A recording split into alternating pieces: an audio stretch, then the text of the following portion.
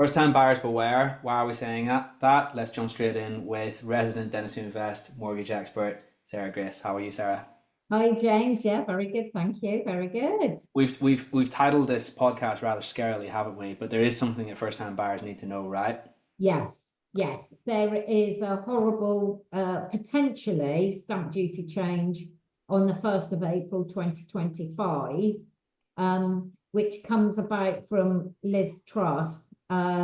She did do something good in September 2022, which was giving extra stamp duty discounts for first-time buyers, but that is ending on the 1st of April. Now, this podcast is being done on the 24th of October, the 30th of October, when the Labour government have their budget.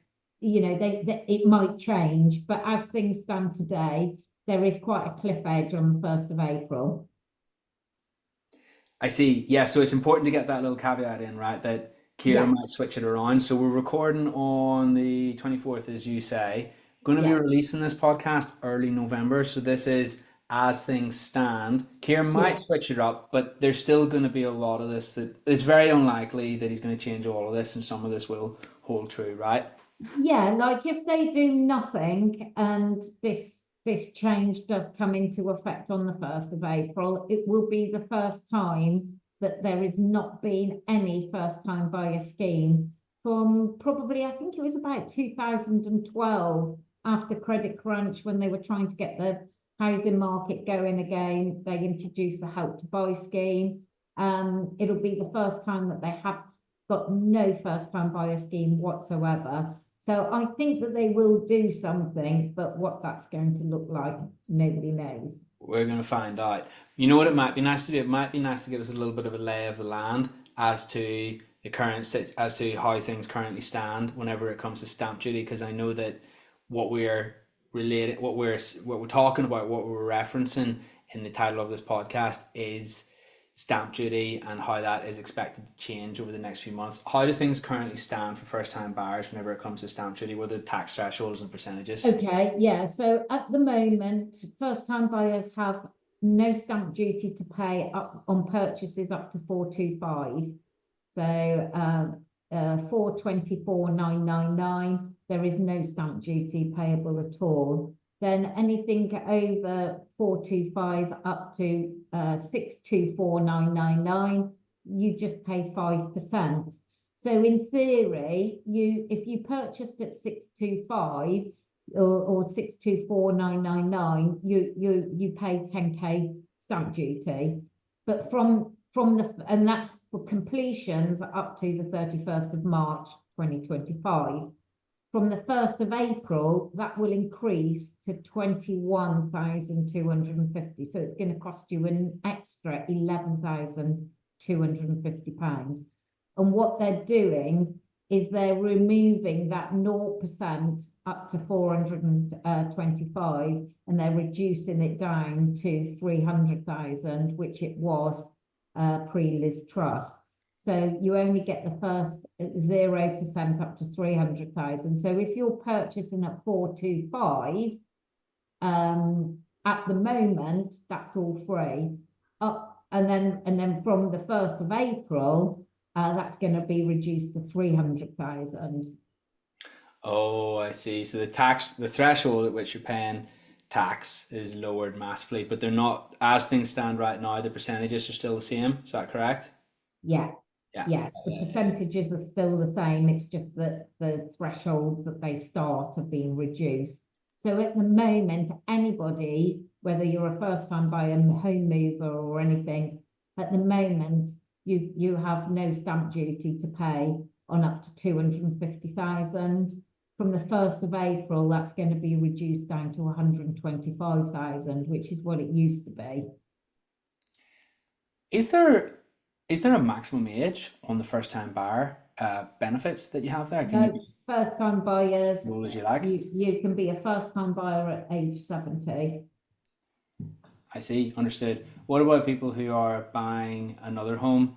How does that look whenever it comes to the current stamp duty setup? Yeah, so basically, nothing's really changed other than that 0% from is being reduced to 125 instead of 250. So it basically means that everybody else, their stamp duty is going to increase by 2,000. Oh, is it 2,000? Yeah, it's 2,500. Sorry. So everybody else is going to have to pay 2,500 extra on stamp duty on any purchases over £250. Gotcha, £250,000. Okay, amazing. Okay, brilliant. So really, first time buyers is the particular area that things are going to move around quite a lot. Just getting that caveat in there one more time as things stand. But it'll be so interesting to see what Keir comes up with Yes. over the next few days. Any predictions on that front? Has he talked about property? Has he given us a warning? Not that I've seen in, my sort of industry press and that. There's lots of things sort of saying, oh, well, there's nothing for first time buyers. We've not got Help to Buy, and the thing that everybody's talking about is them saying that they want to build all of these millions of new homes, and they're saying, well, hang on, he wants to do that in his 5-year tenure.